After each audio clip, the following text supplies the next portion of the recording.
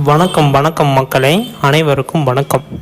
இன்று நாம் பார்க்கக்கூடிய வேலைவாய்ப்பு வந்து பார்த்திங்க அப்படின்னா, அனைவரும் எதிர்பார்த்துட்டு இருந்த பஞ்சாயத்து ஆஃபீஸ்லேருந்து வந்து பார்த்திங்க அப்படின்னா வேலைவாய்ப்பு இப்போ வந்து அறிவிச்சிருக்காங்க. இது வந்து பார்த்திங்க அப்படின்னா எந்தெந்த மாவட்டத்துக்கு அறிவிச்சிருக்காங்க அப்படின்னு வந்து பார்த்திங்க அப்படின்னா, மொத்தம் இருக்கக்கூடிய 38 மாவட்டத்துக்குமே இந்த வேலைவாய்ப்பு வந்து பார்த்திங்க அப்படின்னா கொடுத்துருக்காங்க. இதை தொடர்ந்து அடுத்தடுத்த மாவட்டத்திற்கு எல்லாத்துக்குமே வந்து அறிவிப்பு வரப்போகுது. பஞ்சாயத்து ஆஃபீஸில் வந்து பார்த்திங்க அப்படின்னா என்ன வேலை, இதுக்கு சம்பளம் எவ்வளோ, வயது வரம்பு என்ன, கல்வி தகுதி என்ன, எத்தனை மாவட்டத்திற்கு அறிவிச்சிருக்காங்க அப்படின்னு சொல்லிட்டு நம்ம இந்த வீடியோவில் தெளிவாக வந்து பார்க்க போகிறோம். வீடியோவை ஸ்கிப் பண்ணாமல் பார்த்துக்கோங்க. ஏதாச்சும் சந்தேகங்கள் இருக்குது அப்படின்னா தாராளமாக கீழே கமெண்ட் செக்ஷனில் தெரியப்படுத்துங்க. உடனுக்குடனே வந்து பார்த்தீங்க அப்படின்னா நாங்கள் வந்து அப்டேட் பண்ணுறோம். இன்னும் நிறைய விதமான தகவல்கள் எல்லாமே ஒன் பை ஒன். இதுக்கு வந்து அப்ளிகேஷன் ஃபார்ம்ஸ் எல்லாம் எல்லாமே தனித்தனியாக இருக்குது. அது எல்லாமே நம்ம எப்படி என்ன அப்படிங்கிறத நம்ம ஒன் பை ஒன்னாக பார்க்கலாம். அதுக்கு முன்னாடி நீங்கள் நம்ம வந்து சப்ஸ்கிரைப் பண்ணாமல் இருந்தீங்க அப்படின்னா கீழே சப்ஸ்கிரைப் பட்டன் கொடுத்துருக்கோம். தாராளமாக கிளிக் பண்ணி ஆல் அப்படிங்கிற ஆப்ஷன் வந்து சூஸ் பண்ணிக்கிறது ரொம்ப ரொம்ப யூஸ்ஃபுல்லாக இருக்கும். உங்களுக்கு எல்லா விதமான தகவலுமே கீழே வந்து நாங்கள் பார்த்தீங்கன்னா அப்டேட் பண்ணுறோம். நீங்கள் வந்து செக் பண்ணி பார்த்துக்கோங்க. ஓகே, வாங்க இப்போ வீடியோக்குள்ளே போகலாம்.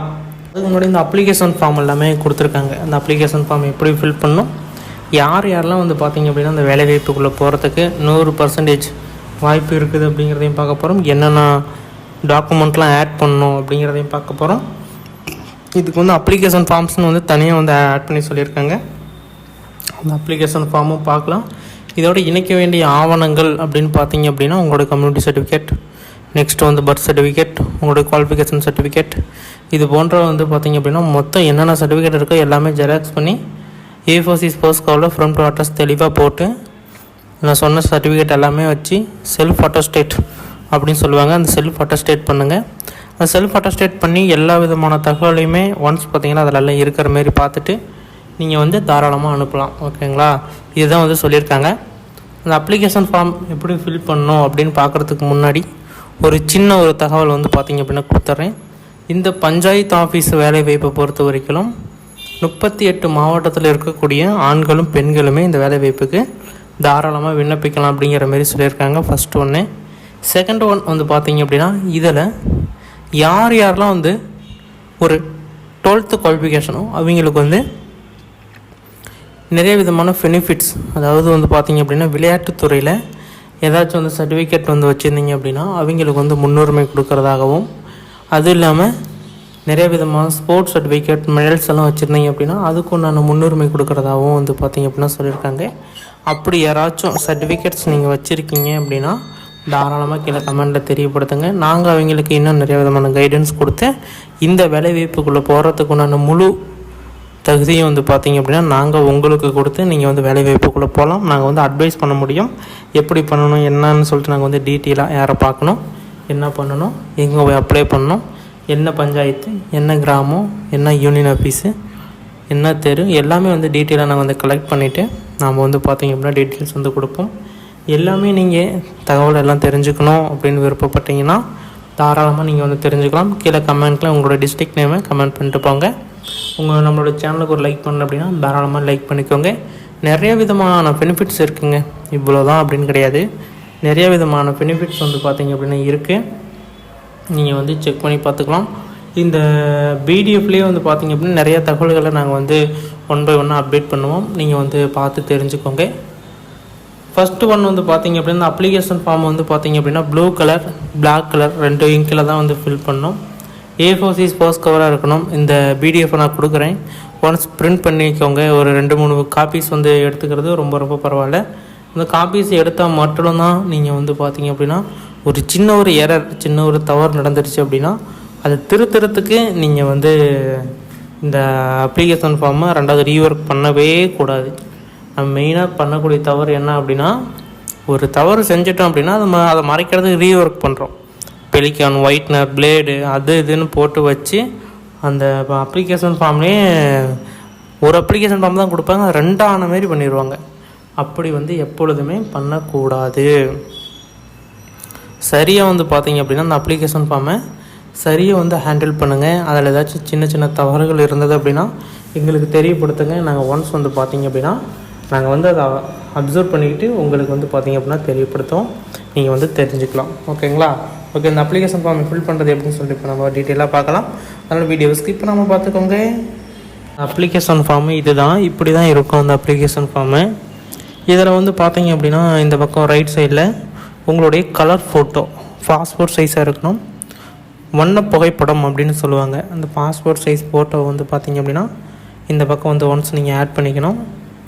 நெக்ஸ்ட் வந்து பார்த்திங்க அப்படின்னா விண்ணப்பதாரரின் பெயர், கல்வி நிறுவனத்தில் பெறப்பட்ட சான்றிதழில் உள்ளவாறு, அதாவது உங்களுடைய 10th 12th சர்டிஃபிகேட்டில் என்ன நேம் எப்படி இருக்கோ அதுபோல் வந்து பார்த்திங்க அப்படின்னா இந்த இடத்துல எழுதணும்.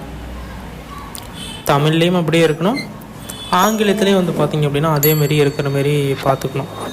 இது எதுக்கு நம்மக்கிட்ட கேட்குறாங்க ஒரே மாதிரியே அப்படிங்கிறத நீங்கள் வந்து தெரிஞ்சுக்கணும். அப்படின்னா ஃபஸ்ட்டு ஒன் சர்டிஃபிகேட்டில் இருக்கிறது தான் உங்களுடைய நேம் ஃபைனலாக. அது ஆதார் கார்டில் இருக்கலாம், பேன் கார்டில் இருக்கலாம், உங்களுடைய எல்லா விதமான சர்டிஃபிகேட்லையும் இருக்கலாம். அதை வந்து சேஞ்ச் பண்ணிக்கலாம். ஒன்ஸ் உங்களுடைய சர்டிஃபிகேட்டில் நேம் வந்து என்ட்ரு ஆகிடுச்சு அப்படின்னா மாற்றலாம், ஆனால் அதுக்கு டைம் ஆகும். நிறைய விதமான ப்ரொசீஜர் இருக்குது. நேம் ஒன்று மாற்றணும் அப்படின்னாலே கேஸ் கொடுக்கணும், நியூஸ் பேப்பரில் அட்வர்டைஸ்மெண்ட் கொடுக்கணும், அதுபோல் இன்னும் ஏகப்பட்ட விஷயம் இருக்குது. அதனால் வந்து அதுக்கு தான் அவங்க சொல்கிறது வந்து பார்த்திங்க அப்படின்னா உங்களுடைய சர்டிஃபிகேட்டில் இருக்கிற மாதிரியே வந்துட்டால் ஒரு இஷ்யூவும் கிடையாது, ஒரு பிரச்சனையும் கிடையாது. அதுக்கு தான் வந்து பார்த்திங்க அப்படின்னா விண்ணப்பதாரரின் பெயர், கல்வி நிறுவனத்தில் பெறப்பட்ட சான்றிதழில் உள்ளவாறு இந்த இடத்தில் குறிப்பிட வேண்டும் அப்படிங்கிறத இந்த இடத்துல மறுபடியும் நான் ஒரு அழுத்தம் திருத்தமாக சொல்லிக்கிறேன். தமிழில் எழுதிக்கோங்க, கீழே ஆங்கிலத்தில் எழுதுகிறப்ப எல்லாமே கேப்ஸ் லெட்டரு நீங்கள் இருக்கிற மாரி பார்த்துக்கோங்க. அதாவது கேப்ஸ் லெட்டரில் தான் நீங்கள் வந்து ஃபில் பண்ணணும் உங்களுடைய ஆங்கிலத்தில் இருக்கக்கூடிய நேமை. அடுத்தது தந்தை, கணவர், மனைவி, பாதுகாவலரின் பெயர். இந்த இடத்துல நீங்கள் ஏதோ ஒரு பெயர் அங்கே சொன்ன மாரி தந்தை, கணவர், மனைவி, பாதுகாவலர் இந்த உறவில் எது இருந்தாலும் நீங்கள் தாராளமாக போட்டுக்கலாம். இந்த பக்கம் லெஃப்ட் சைடில் ஒரு டிக் பண்ணிட்டு ரைட் சைடில் போட்டுக்கோங்க. அடுத்தது பாலினம், என்ன பாலினம், ஆணா பெண்ணா அப்படின்னு கேட்டிருக்காங்க, போட்டுக்கோங்க. பிறந்த தேதி, கல்வி நிறுவனத்தில் பெறப்பட்ட சான்றிதழில் உள்ளவாறு உங்களுடைய 10th 12th மார்க் ஷீட்டில் என்ன இருக்கோ அதேமாரியே டேட்டு, மந்த்து, இயரு போட்டுக்கோங்க. அடுத்தது கல்வி தகுதி, என்ன முடிச்சிருக்கீங்க, 8th 10th 12th டிகிரியா, டிப்ளமோவா, என்ன முடிச்சிருக்கீங்களோ அதை நீங்கள் அந்த இடத்துல ஃபில் பண்ணிக்கோங்க. உங்களுடைய தேசியம் என்ன அப்படிங்கிறத போட்டுக்கோங்க.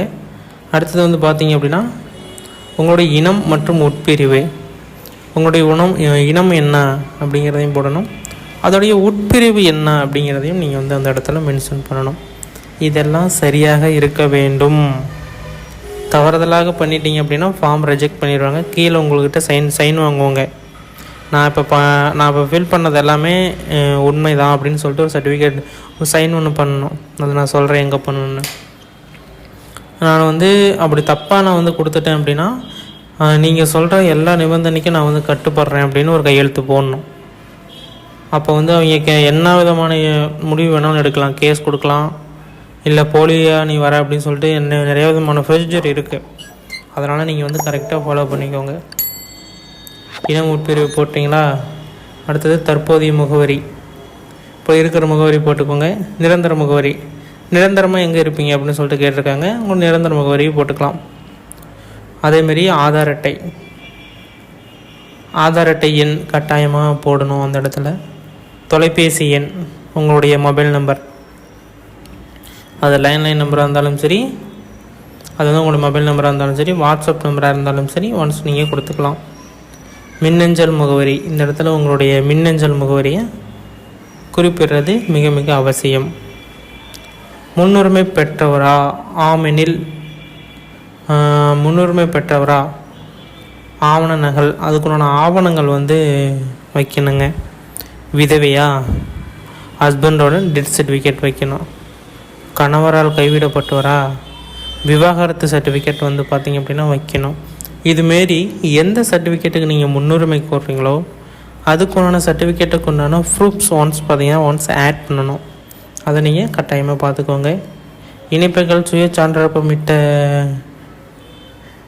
இடச்சான்றிதழ்கள் அப்படின்னு சொல்லியிருக்காங்க.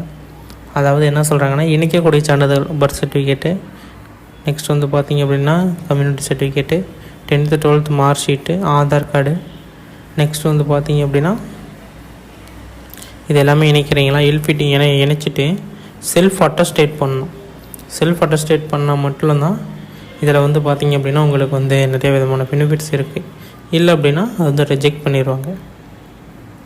கீழே வந்து கொடுத்துருக்காங்க பாருங்கள். இது எல்லாமே நான் மேற்படி அளித்துள்ள விவரங்கள் மற்றும் சான்றிதழ்கள் அனைத்தும் என் சுய அறிவுக்கு எட்டியவாறு உண்மை என்று உறுதியளிக்கிறேன்.